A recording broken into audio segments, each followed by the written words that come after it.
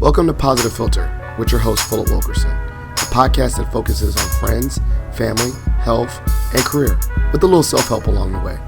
Please join me in this journey for self-improvement, and I hope what I have to share will make you a better person, thus making the world a better place. I hope you enjoy the show. I hope you enjoy the show.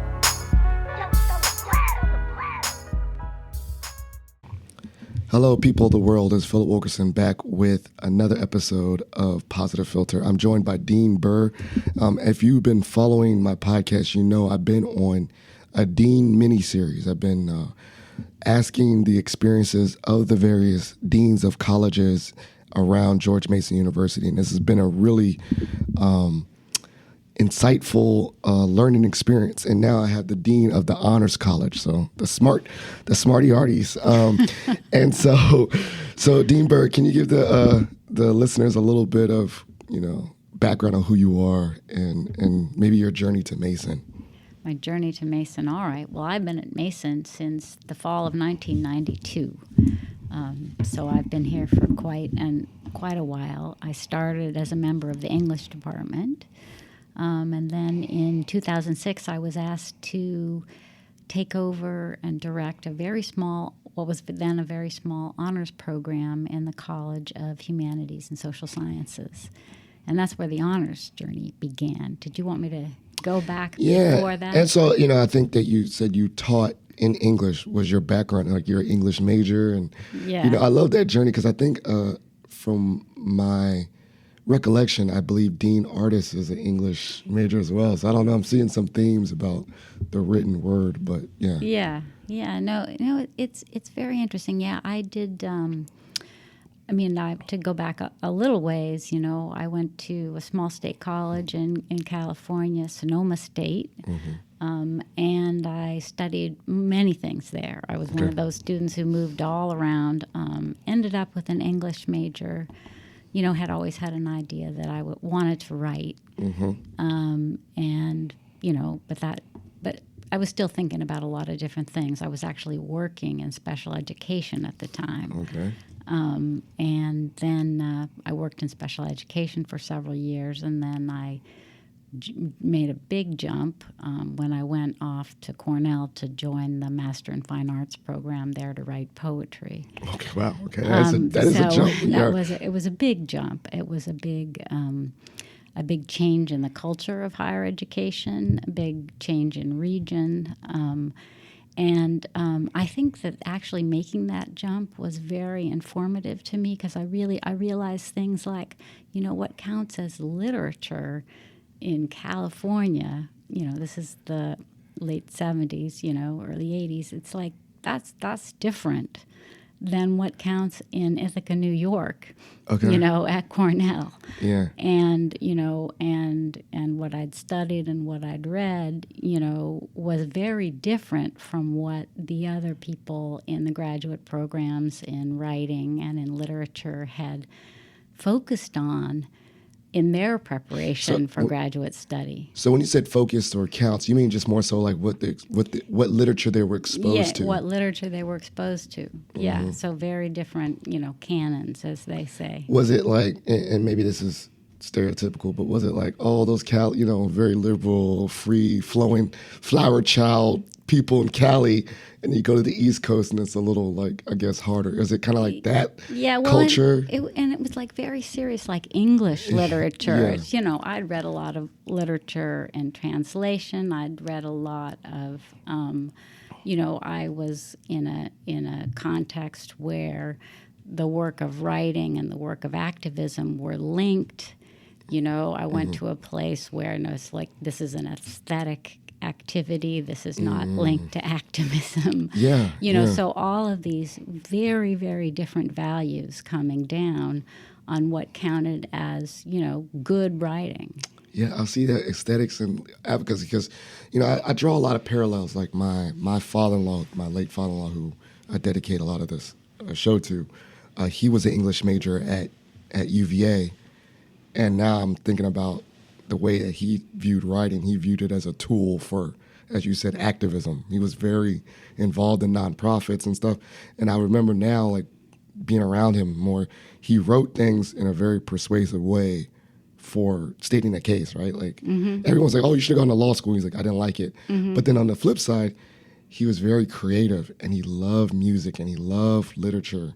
And so I feel like you need that, right? You need that skill base of appreciating the tool of writing for appreciating the tool of writing to like be persuasive and do things, but also at the same time the appreciation of the art and aesthetics and style. Do you feel like having your experiences on the West Coast and East Coast, that kind of frame like what kind of writer you are? How do you view literature yourself? This is a full tangent, but I really liked where that started. Well, I think what's really interesting about literature is how it hits different people. So, I mean, I think the main thing that big transition affected is my sense of audience. And you really can't take anything for granted about how somebody is going to hear you, right? And also how it makes a difference, you know, who seems to be saying what, you know, and how the same words are perceived differently depending on who you think is talking. And so, you know, my interest in literature is kind of in everything, you know, and in the classroom in particular, you know, in my early career, my real focus was on, you know, bringing a piece of literature to the class, a poem, something, and then taking that opportunity for everyone in the room to learn from each other about how they responded to that piece of literature. And then the work of literary analysis was to be able to unpack for yourself and for people listening who didn't share your perspective how you came to see it that way. What's the language that you're bouncing off of? What associations are you making? What preconceptions are you bringing about the speaker? So I have used literature in my career primarily as a tool for communication about differences. The conversation, dialogue, Yeah. dialogue building. So I see this big shift, and obviously you stayed here or you're here on the East Coast. What was some of the transition of going from Cornell into academia? Well, I mean, at Cornell, I did have the opportunity to teach, so I had a sense, you know, I had a really good opportunity to get prepared to be in the classroom, and in particular to be in a general education classroom, right? That's what a graduate student would teach. And here, you know, it began to prepare me for students bringing really different perspectives to the table, but there was nothing out there, you know, in my previous experience, like the experience of being in a Mason classroom, in the general education classroom where you had, you know, you may be teaching an introduction to literature and you had students, you know, you had 25 students in the room and 16 different home languages being spoken, and the richness of what they could teach each other about the worlds that they didn't know, you know, was so amazing to me. And so I have, you know, I really focused my teaching always on that, on how we, you know, both learn from the text, right? And again, and one of the things I was working against early on in my career was that tendency that people had to teach others to read by identification, right? Okay. So like find what you can identify with. But that's really very limiting, right? Because if literature brings you the opportunity to learn about perspectives you don't share, you're going to be missing that. I like to break that down because that's really interesting. So let's say I have a poem from Edgar Allan Poe, and I'm reading it, and when you're saying look at it from not as a perspective as a black man, but try to read Edgar Allan Poe, like what was going on in that time, and try to have context to the perspective of Edgar Allan Poe rather than reading it from the lens of my identity? No, I would say both. I would say it's the conversation is what's important. Your difference, your difference from the perspective the writer is bringing is very, very important. But also taking the opportunity, if you can, where you can, to step back and see that other perspective. Gotcha. You know, a good example for me is I always have taught Gwendolyn Brooks. Okay. Right? And she's a writer who said, I write to Black people, I write for everyone.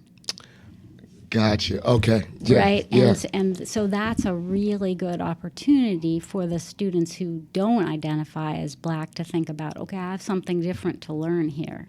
She's like, I write from that perspective, I write for this. But if you're not of this identity, you can use my work as a perspective-taking tool to someone else that's different. Right. So I would always talk about we can learn a lot from conversations that we're not included in. Right. And particularly from a perspective of privilege. Yeah. That's an important, thing to do, with some self-reflection. Right. Right. And you bring all of what you have to bring, and there's no taking that away. Yeah. But really using literature to learn from it, as much about yourself and other people. I mean, that's one of these, fantastic opportunities that we have in education. And I love that. We do have that tool in education. And I think that's why I love learning and love documentaries. Like, you can watch and, like, absorb. And it's almost, I usually say something, too, like, when people, like, not the burden of, but when we talk about DEI and all that, like, the tools are out there for you to learn about different identities, that you don't always have to put it on that person of that identity to teach you, if that makes sense. Like, oh, I want to be an advocate for, a different group than me, the LGBTQ community. Well, I don't have to keep on asking someone that identifies to teach me. I could just watch or read literature and really not teach myself, but really take that perspective taking from literature. And it's, I would say safely, because then you can't really be embarrassed, right? You can ask questions. Like, there's no dumb question because you're by yourself reading. Right. That makes sense. Right. I mean, absolutely. I think that's wonderful advice. But I think conversation is also really crucial, and having those opportunities for structured conversations, right? Conversations where you really do. We'd be looking at a poem and you'd say something about what you'd see, and I would have the opportunity to say, Phil, I really disagree. I can't. No, not necessarily. Like, that's not even the point. The point is, I can't see it that way. Can you tell me more about how you came to see it that way? Yeah. I can learn so much from that. And likewise, for you, you could say to me, how did you get there? And I'll okay, let me think what I did here. And again, that's evidence, right? That's looking at your own thinking processes, and being rigorous. It's hard at first, right? When you have a reaction to something, to know how to say, oh, maybe that came out of that. But first, again, to really engage with somebody else, shooting perspectives back and forth doesn't get you very far unless you develop some compassion and understanding for that other perspective. And that's work. Yeah, it is work. Right? And discomfort, but also, like you said, I think that takes structure. So, I know we're jumping around, but I really like, I guess I'm going to maybe title this Literature as a Tool for Dialogue or something like that. Yeah. But what brought you? Yeah, what came to Mason? I mean, you said you've been here for a while. I've heard from a lot of other deans that it was very attractive to come to a younger institution where, like, it was new and growing, and that was exciting.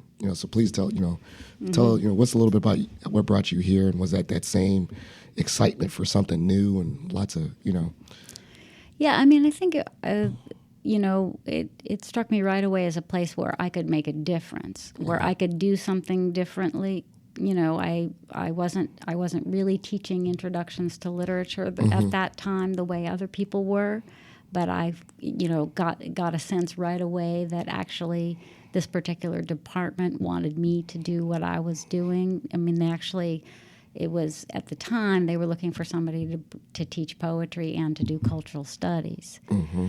And and they knew my background and knew my work, and they seemed to want me to be here, and it has certainly proved itself to be an institution where an individual can make a difference. Yeah, it was younger. When did you come? I came straight out of graduate school in 1992. So I mean, I can't even remember. Like, what did the school even look like in '92? I mean, it's like 3 buildings. I grew up in this. I'm a military brat, but we planted roots in the early '90s and moved around. But from my understanding, even just in the early 2000s, this place has transformed. Absolutely, crazy. absolutely. I mean, there was no Johnson Center. That was a grove of trees. Okay. That's what I really remember. And my office for many years was in the old Robinson Hall. Okay. Yeah. A and B in Robinson yeah. on the 4th floor. Okay. So those places don't exist anymore. And so English, you came here. The student body was different. When did you start? I'm learning. Maybe becoming the academic, not the academic, but the administrative side. The chairs of a department. When did that start happening? That really started in 2006, Okay. and when I was asked to direct a very small honors program that was in the College of Humanities and Social Sciences. I had been part of creating the honors curriculum in '97 when we looked at. Do you remember the program for alternative general education, the PAGE program? That was before your time. Yeah, well, I heard of it, but yeah. Right. So in '97, a small group of us were tasked with sort of, let's turn this into honors somehow. Okay. So we created the first semester research experience. I did some teaching in that for a few years going forward, and then I was really away from honors as I was a junior faculty, coming up through English, needed to get my book done and all of those kinds of things. Yeah. And then it was when I came back in 2006 to the program, what actually really took me aback was that, first of all, the curriculum hadn't changed, and the students had changed a lot. Yeah. And the honors program did not represent Mason. So what do you mean, like represent, like the? So the honors program was a bunch of out-of-state kids who did not represent the diversity of the university. Of the DMV, yeah. Yeah, and so I had that pleasure. In the general education classroom in particular, not as much in the English major, of having a really diverse group of students in conversation, and saw the incredible value of that to the students' learning. And when I came into honors was not representative. I mean, they were using some out-of-date, metrics for bringing in honors students. So this is like the macro level. Why do universities have the distinction between normal classes and honors classes? And talk to me as if I'm a parent, don't I always want my kids to be in the honors and is that something like your parents should always kind of not force your kids, but always make sure you at least apply to the honors college of your university that you're going to? Kind of thing? Yeah. In general, absolutely, right? Because there are some opportunities that are associated with honors that you want your kids to have, right? Mason's honors is different than any other honors college. Okay. Honors colleges, honors programs in general, they're created to bring in students who might not otherwise think about the university. Okay. Right. So they're very admissions focused. Okay. But that was part of the problem with the program that I inherited, was that it wasn't reaching out. It didn't have not everybody could apply to the honors. Admissions was just reaching out and saying, let's see what happens if we offer you honors.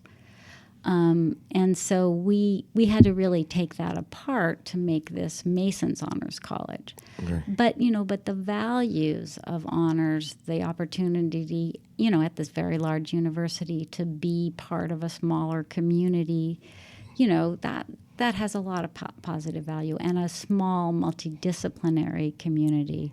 I mean, at Mason, I would say, because I've had the opportunity, and you keep going back to that question about how I became an administrator. Yeah. In 2006, I brought on a mathematician to partner with me, somebody purposefully, somebody with a very different perspective on what general education should be. Somebody, Different discipline. Kathleen Allagood, she was, she just had a really different idea about this. And I was like, yes, you're going to partner with me, and we're going to work it out, and we're going to connect with all the different units and all the different programs, and we're going to figure out what Mason honors should be. Yes. Right? And so we're going to figure out what are the resources we want to be sure that our students get connected to. We don't want to be redundant, right? We don't want to create anything that somebody else is already doing. What we want to do is connect our students to the opportunities, and we want to bring in faculty from across the university, and we want to be open to every student studying every possible thing, doing every possible activity, athletics, dance, all of the, all of the things that are can often be sort of excluded from these opportunities. Again, because we want our students to be in classrooms with the full diversity of the university and have that opportunity to learn from everyone. So my understanding is too, because I guess me put on when I was like a honors kid in high school. I did IB, International Baccalaureate, right?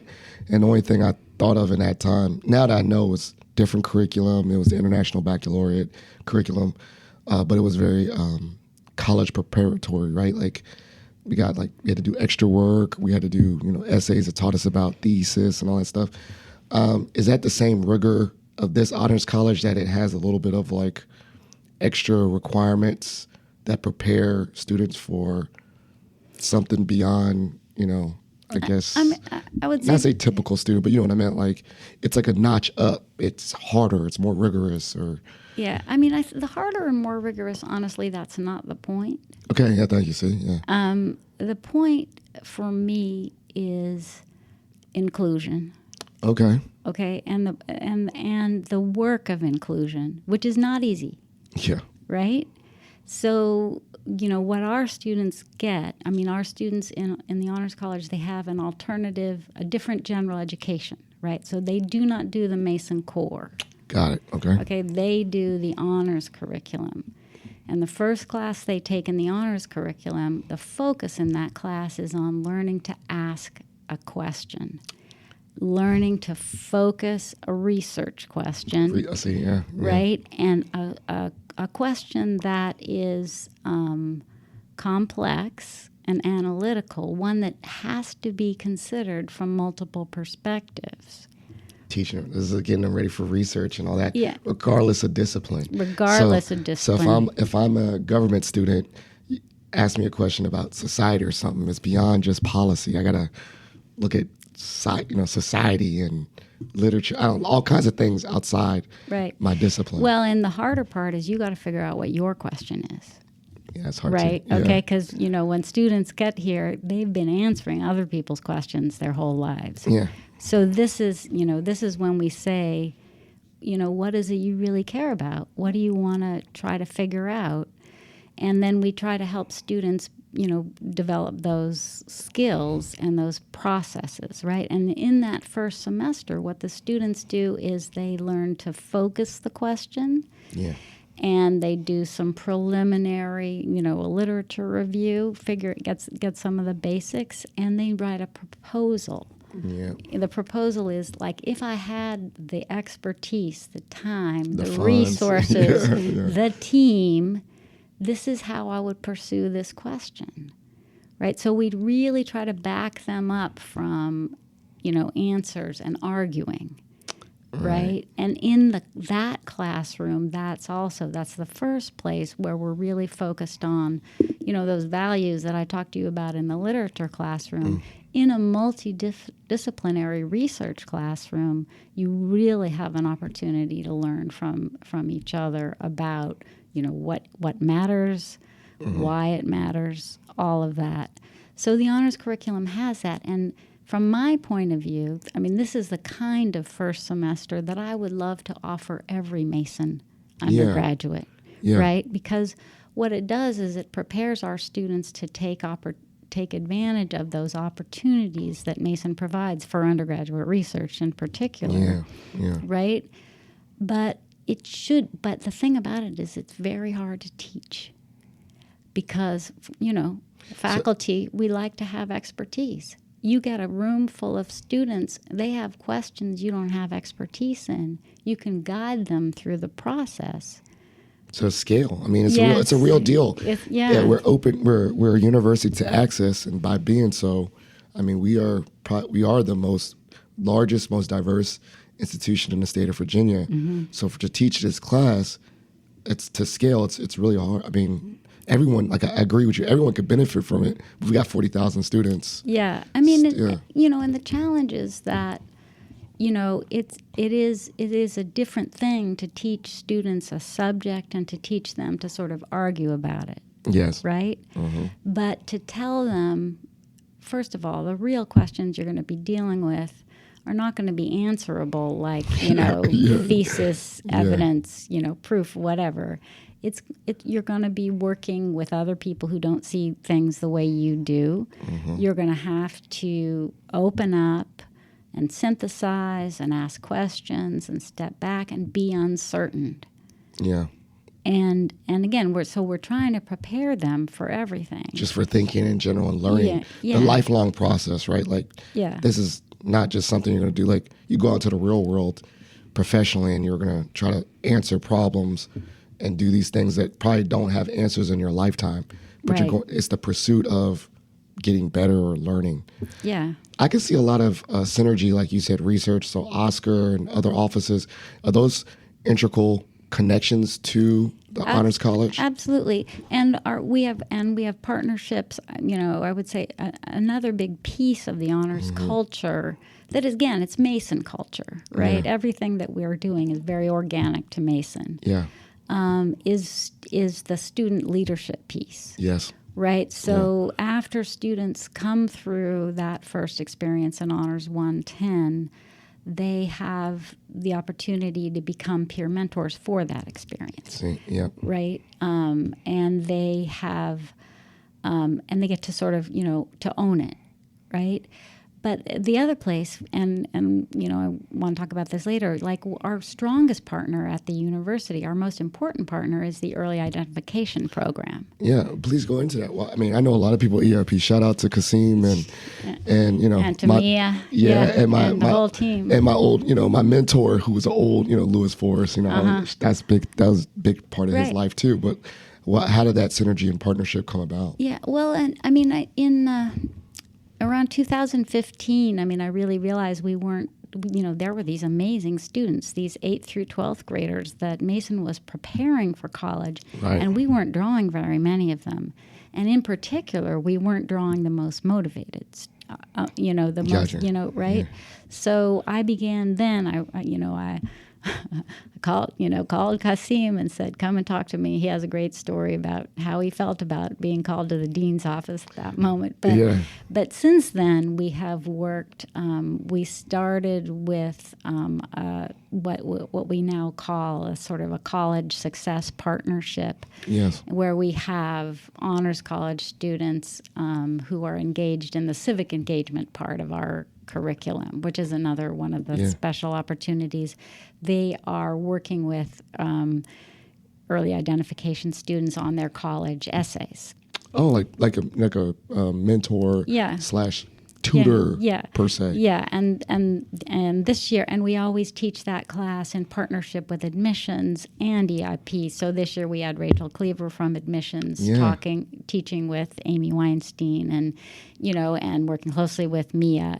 So we try to make those connections. It's just visibility and all that. And so if I'm just thinking about it in my head, if I am I'm from the DMV too, so I'm from Mount Vernon. I'm in the EIP program as the ninth grader through the 12th. And I see someone like me that's tutoring me. And I say, oh, where do you go to college? You gotta go to George Mason. It's almost like I got this familiarity. It's just exposure. Yeah, well, and also, connections. Kasim and I had to work together, and continue to work together really closely to make sure every EIP student applies to the Honors College, right? Because there were a lot. Every student who applies to Mason first year or transfer is asked that question: do you want to apply to the Honors College? Oh, just at least click it. And we just found that like many first generation students were not saying yes. That is a phenomenon. Do you think that it's almost like you don't miss any shots you don't take? You think that people are automatically opting out because of systemic insecurity? Like, oh, that's honors. That's not for me. That's right. For the right. And so, yeah, wow, that's so we began working on that with that program, and then several years ago we added another piece, which is as part of the summer academy. Yeah. As we speak, Dr. Nadine McCloof is supporting, has shaped a program where we have an honors seminar for the rising seniors. Yeah.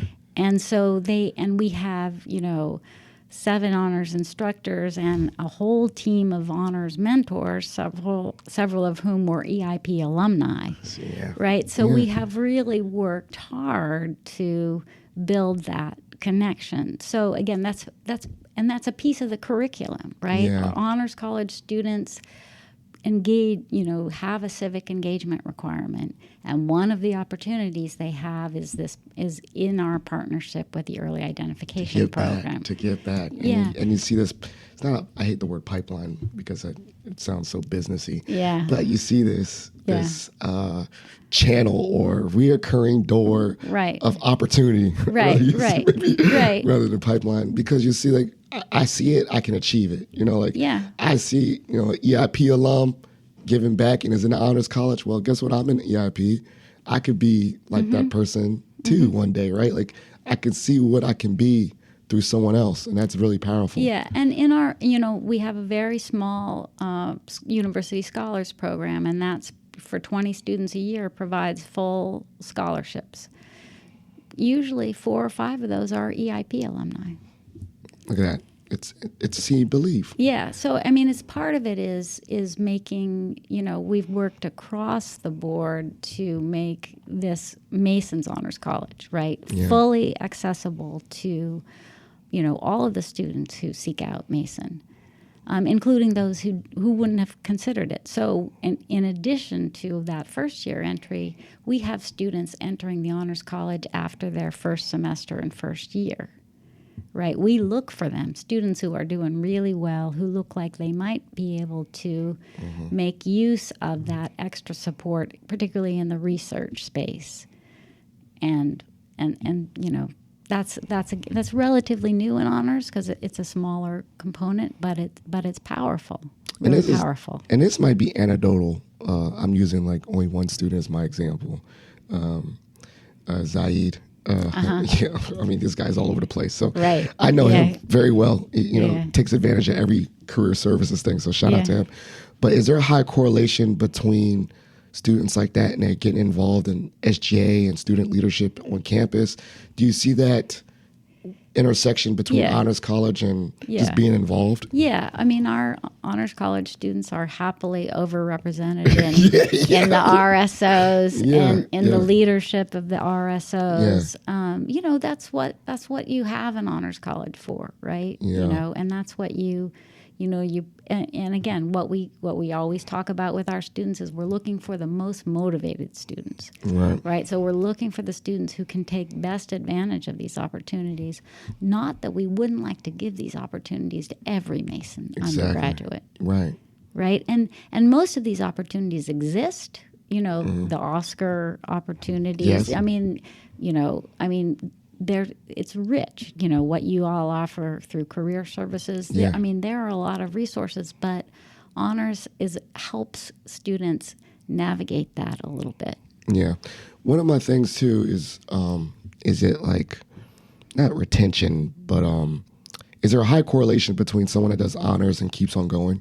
Like Yes. gets a graduate degree or further? Yeah. A pretty high percentage of our students go on to do graduate school, not necessarily right away. Okay. But a lot of them do those 3+2 programs. A lot of them do the accelerated master's programs. So yes, slightly higher. High percentage stay, comparable to Mason as a whole, stay in the area. I was about to ask that too, like a lot in the DMV. Yeah. And so I'm going to make a strong assumption there's a very robust honors college alumni presence in the DMV working, and just you're seeing, like, now a couple iterations out, you're seeing where they are in the area. Yeah, and we have very good alumni leadership on our advisory board. For instance, so when we created the Honors College, we created, when we started developing our alumni work, we reached back to the programs that were kind of the predecessors. So there was the Page program, the Honors program in general education, and there was also the University Scholars program, which was quite separate from these units. So that's also something that we did in 2009, was we bring the scholars together with them. So we have university scholars from the 90s, right, from before there was any kind of honors, who are Honors College alumni, and they are very, some of them are very, very active in our alumni network. Now, this is also a very higher ed structural question, right? So you were underneath CHES, or College of Humanities and Social Science. Why does other universities have their honor college be like a separate college with a dean and all that? Is that a normal thing, or is there a reason to that? Why people do that? Yeah, so we're not. We're now totally separate, and we're just under the provost's office, right? Because we serve the whole university. Yes, and so when we went from becoming a program in 2006 to becoming a college, and we're an administrative unit in 2009, we basically looked around to see what are the best ways that people have done this honors college thing.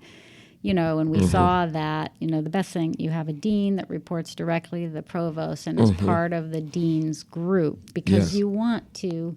Again, these, our students are in every program, so we need to be as connected to every program as possible. Gotcha.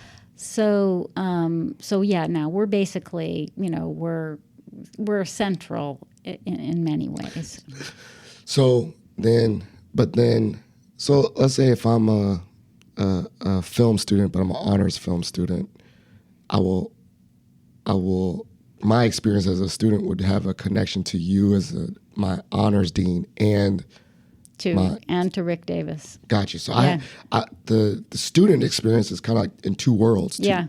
Gotcha. Right. And students, their affinity, oftentimes, in the Costello College of Business, the students are ambassadors there, are also ambassadors here, and ambassadors for the university. Yeah. So we have plugged in.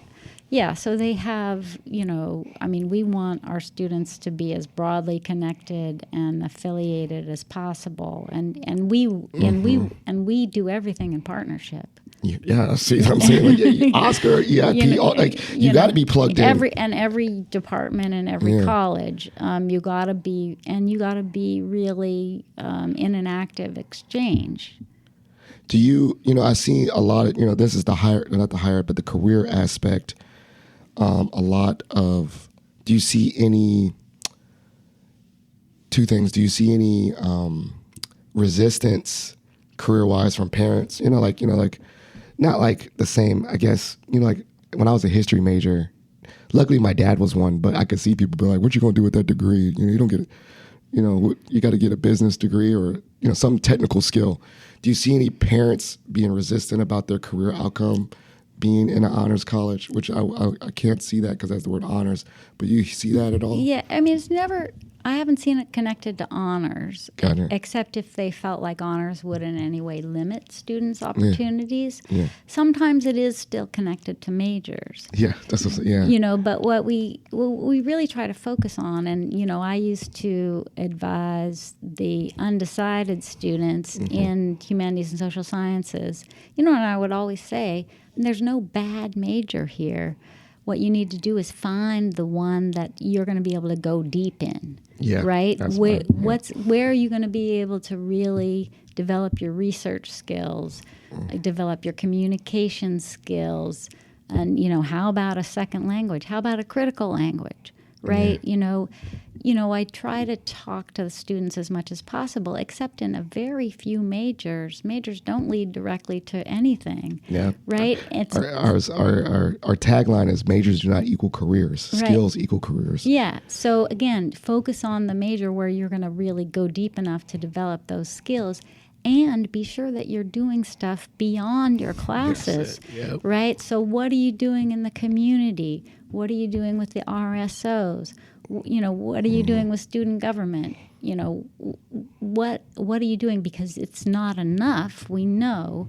And also, I think it's an ideal learning situation to take, for instance, what we focus on, like in Honors 110 on asking questions. This is fundamental research. This is scholarship. Yeah. When you take that to a question brought to you by a nonprofit, a local nonprofit, and you take those skills there, you see that there's a direct connection between, what the values and the processes that we teach through scholarship and the world of work and, solving the grand challenges, as Dr. Washington would say. So we try to, give stuff that's very, fundamental, not easy. And again, I just, to lean back in on that inclusion piece, including the perspectives that are not your own, yes, that are not comfortable for you, but everything tells us, we're going to be able to build a better world only by thinking outside of our, own boundaries. And, when more than now did we need to do that? I was about to say, that's my next question. What do you think is a unique challenge that you as Dean of the Honors College experience separate from your dean counterparts? Because every school has different, one might be need for more money. One might be they're just growing way too fast, not in a bad way, but scale, What are some unique challenges that you believe the Honors College may have? I think our biggest, we have two challenges. One is we don't have enough scholarship money for our students. Okay. So, to get, our those EIP students, universities are competing for them. Yes. And we are not always winning. And we are not even mostly winning. Yeah.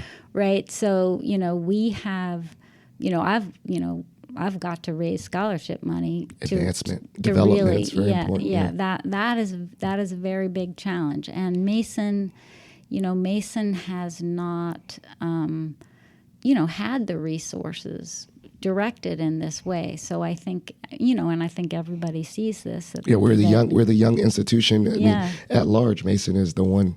We could see that from the state level that we don't get the same amount of funds as other universities. Right. And so our students don't get what they deserve. Yes. Right. So, for an honors college, that is, we're competing for students who have a lot of options. Mm-hmm. That's a disadvantage. Yeah. The other thing is that I don't have my own faculty. So we borrow faculty from across the university. I have a small core faculty staff, so we borrow from the different units. So that's where, the partnership is great, But it is a challenge, because we don't control our faculty resources the same way the other units do. Like someone's not solely an honors college person. They're, I'm thinking like one of my mentors, Dr. Steen, I think he does both. Yeah, he does. I think Dr. Steen is teaching a honors class. Yeah. Yeah. And so I see that intersection of him having to wear two hats. And that could be, just in general, like not a negative on him, just to say like it's hard to devote yourself to two large major efforts concurrently. Right. Right. And Mason is working on developing, the processes and the structures that would better support, somebody teaching across. Both, yeah. But, as you can imagine, there's all kinds of... Life be lifing. Yeah. Do you have, I've always found peer support. Do you connect with other honor colleges deans to see what things they're going through throughout the country and stuff? I do, actually. I have a regular conversation with a fellow dean out in Colorado, and through the Virginia Collegiate Honors Council, Dr. Woolsey, our assistant dean for faculty and curriculum, he spends a lot of time out there. He's the one who really brings back this is what's going on, out there. And we always send students to the National Honors Council, and that's great. And they're always, going out there and talking about what they're doing, and everybody else goes like, whoa. Yeah. Yeah. I mean, I think that's the great thing about seeing things outside your bubbles to see, okay, maybe my experiences aren't unique. What other people are not solving them, but addressing them different brings some good ideas back and stuff. Yeah. Awesome. I mean, cross-unit collaboration at universities is generally pretty hard. Yeah. Yeah, that's true. So this is a part of the show called Shot for Shot. You get to ask me any random question. I get to ask you any random question. You want to go first? I go first. Maybe you better go first. All right. So you said, I like to just learn a little person. Do you get a chance to read for fun and pleasure? And if you do, what are some things that you read for fun for yourself? Yes, I do. And actually, a lot of my reading now is listening. Yeah. Sure. Okay. There it is. Yeah. Because I have a long commute, but I do also read. I think one of the books I enjoyed the most recently was the book Tomorrow and Tomorrow and Tomorrow. Okay. And for a book group that I just joined, we read Why Fish Don't Exist. It's a Lulu Miller's memoir. So I'm just going to do a random side. So you're in a book group. Yeah. Do they feel like intimidated? Like, I'm in a book group with a dean. I got to be make sure I read the book and keep up with you. They're my neighbors. They don't have any idea about that. Yeah. That's right. It's like I'm in a book group with a dean of a college. I better read. She's going to quiz us. Yeah. I don't think so. I don't think they think about me that way. Okay. Yeah. That's cool. I love it. All right. What's your question for me? Can I ask you a two-part question? Love it. Yeah. So what's the thing about Mason that you want never to change, and what's the thing about Mason that you want to change? Well, besides the logo, don't hey, that's me. That's just me. I'm just joking. Shout out. No shade. I like the quill, but that was a joke. What I don't want to ever change about Mason is the grit that we have, the young institution, the chip on its shoulder, having to prove itself and not forgetting who we are. Like, I don't want us to become always chasing to be a more traditional college. Like, it's okay that we are young. It's okay that, I don't know, I kind of like that, little brother feeling, meaning it's motivating to always feel like we got a chip on our shoulder. And I think that kind of aligns with me as a person, not to say I have a list of people that, did me wrong and I'm going to get them back kind of thing. But I do remember things where I'm someone said I couldn't do something and then I do it. and then I'm like, I'll show you I did it. Like that kind of edge, that competitive edge. And I want us to have that. And I don't want us to grow so big that we forget that, because then sometimes it's like when you feel like you arrived, you stop having drive. And I think our drive to prove ourselves is a benefit to our students, because we want to be the most diverse institution. We want to be the most accessible. Like we have this drive to be different that I don't want it to get like watered down or look back 20 years and it's like we're just a part of the same cog of the educational machine and we're the same old university. I want us to be different and I like it. Like, I don't know if not having a football team makes us a not normal college and all that, but I like that. And I also really like the fact that we're just, I don't know, we're really in the community of Northern Virginia. I grew up around here. And sometimes it's like we're so embedded in the community, you forget that we're like a college. Like you just drive down Braddock Road, right? But we're here, we're surrounded, we're connected, we're extended. You can go anywhere and have some connection. Like, wow, like I go to an office building, right? At least one person in that office is an alum, right? Like we're everywhere. So that's something I don't want to lose. Like I want to keep that.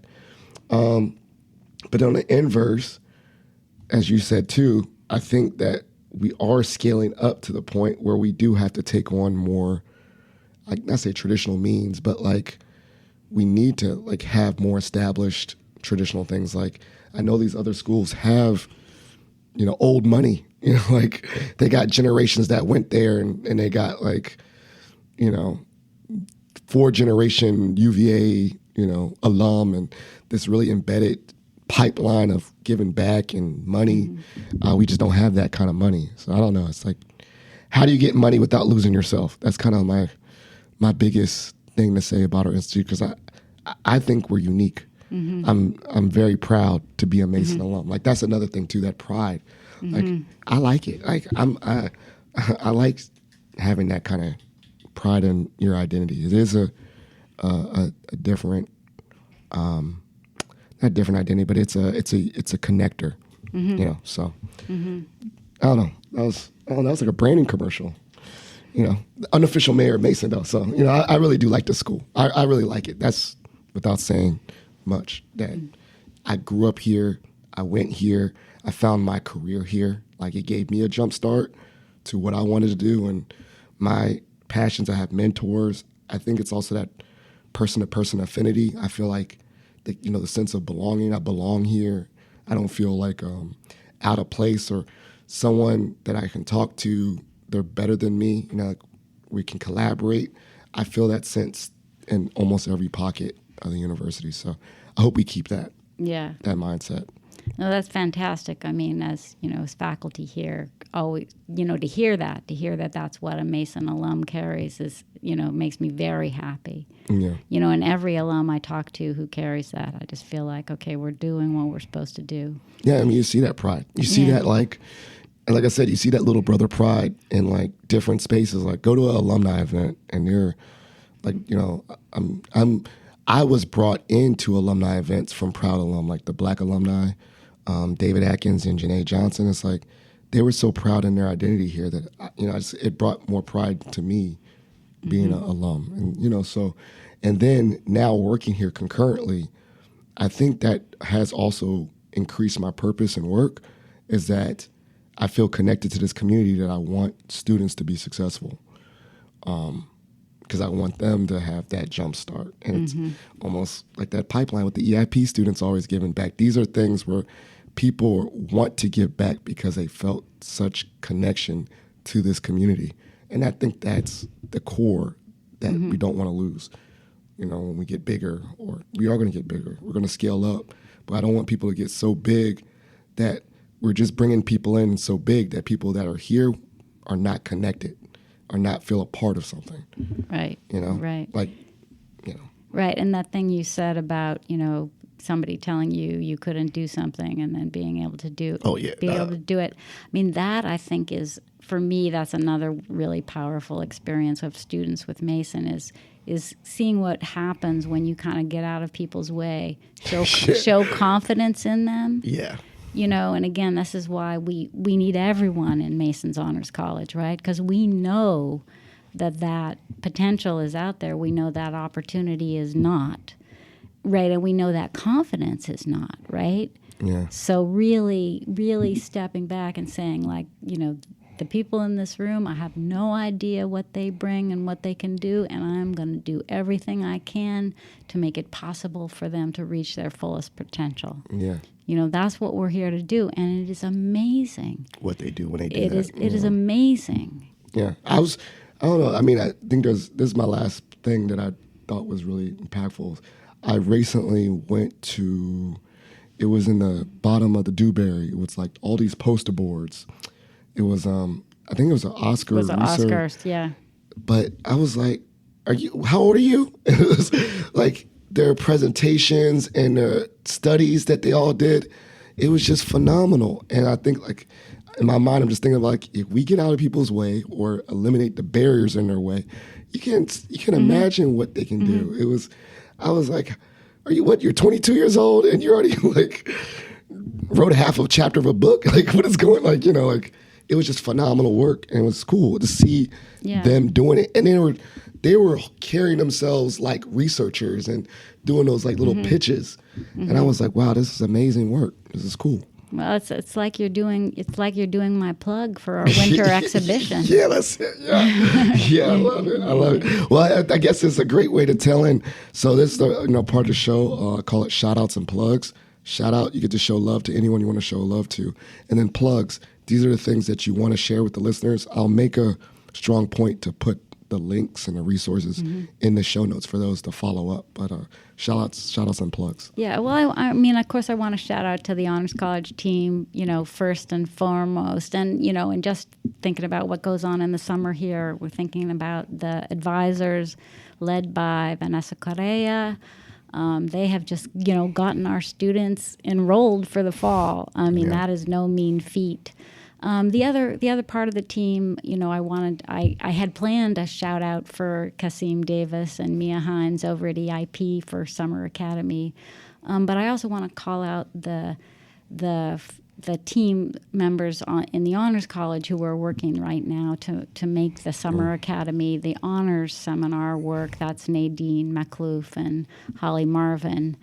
And leading up to that, the College Success Partnership course, that was Amy Weinstein and Rachel Cleaver from admissions. So those were my shout outs. I love it. And the plug, I really want to, you're talking about your transformative experience at a research exhibition. On the last Friday of every semester, midday, the Honors College has their exhibition. And in December 6th, it's the winter exhibition. And we, doors are usually open between about 11 and 1, and we invite everyone to come in and walk around and talk to the students. And that's where you're going to see, in particular in the winter, you're going to see those first semester freshmen standing by their posters talking about the question that they discovered, that they shaped, and the proposal that they have offered, for their final assignment there. And it is so energizing to see all those first semester students so excited about their own question. So this the winter thing. These are the first year, like 17, 18-year-olds doing this. Wow, that's exciting. And it's not just them. We also have our upper division students. We have our transfer students, and we have some students doing other kinds of research. But in the fall, we really, there's 20-something sections of Honors 110 and 25 students in each, and the class has to vote on who's going to represent the class. Oh, wow. Right. That's exciting. So the presenting of those ideas and having people like yourself and your people in your listening audience come in and talk to the students, that gives, that continues the learning experience for them, right? Because they've only just begun these projects. They've only, come to shape the question to be something that they can pursue. So, excellent. Well, I'll be there. Dr. Steen, I think randomly, I think there was like 3 students that emailed me this semester asking me how to help with their projects. So I definitely got to. That's jump for on our board. Honoring Our Community program. I was like, who are these? This dude keeps on referring people to me like I know what I'm talking about. It's like podcasting and stuff. But definitely, so all this will be on the Honors College website, as well as some of the things will be announced. Yeah. All the links and all that will be on. Yeah. Like honors.gme.edu. Yeah. I believe it's That's right. Yeah. So thank you so much for being on our show. Thank you so much for taking your time to talk to us. Positive Filter listeners, please support the Honors College and all the things. Everything that this college is doing will be in the show notes. As you know, every episode is dedicated to the memory of my late father-in-law, Jeff Kirsch. So please consider donating to the Jeff Kirsch Anti-Hunger Fund to support the work that he did fighting food insecurity in the United States. Additionally, please, if you're a Mason Nation person, please consider submitting a Pats for Patriots to show love to someone else in the Mason community. That's something I want to do to spread kindness. It's been a great episode. Give this episode a like, a subscribe, a review on Apple or Spotify. Helps elevate the visibility of this podcast, and we're out. Thank you for listening to Positive Filter, a podcast that focuses on family, friends, career, with a little self-help along the way. If you enjoyed this podcast, please share it with your family and friends, and like the Facebook page, Spreading Positivity of Movement. Thanks for listening.